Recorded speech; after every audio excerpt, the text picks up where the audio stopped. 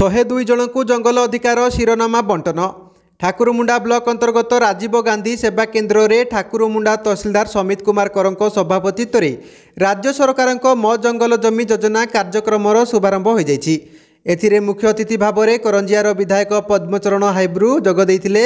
ସମ୍ମାନିତ ଅତିଥି ଭାବରେ ଠାକୁରମୁଣ୍ଡା ଗୋଷ୍ଠୀ ଉନ୍ନୟନ ଅଧିକାରୀ ସପନେଶ୍ୱର ବେହେରା, ଏନଜିଓ ପ୍ରଧାନର ସିଟି ଅମ୍ଳାନ କିଶୋର ମଲ୍ଲିକ ଏବଂ ଠାକୁରମୁଣ୍ଡା ବ୍ଲକ ମଙ୍ଗଳ ସମ୍ପ୍ରସାରଣ ଅଧିକାରୀ ରାକେଶ ରଞ୍ଜନ ଦାସ ଏହାକୁ ପରିଚାଳନା କରିଥିଲେ। ଏହି ଯୋଜନାରେ ତୋରାମରା ପଞ୍ଚାୟତର ତୋରାମରା ରାଜସ୍ୱ ଅଧିକାରୀଙ୍କ ଅଧୀନରେ ଥିବା ଗ୍ରାମଗୁଡ଼ିକରୁ 102 ଜଣ ଅଧିକାରୀଙ୍କୁ ବ୍ୟକ୍ତିଗତ ଜଙ୍ଗଲ ଅଧିକାର ଶିରୋନାମା ବଣ୍ଟନ କରାଯାଇଥିଲା।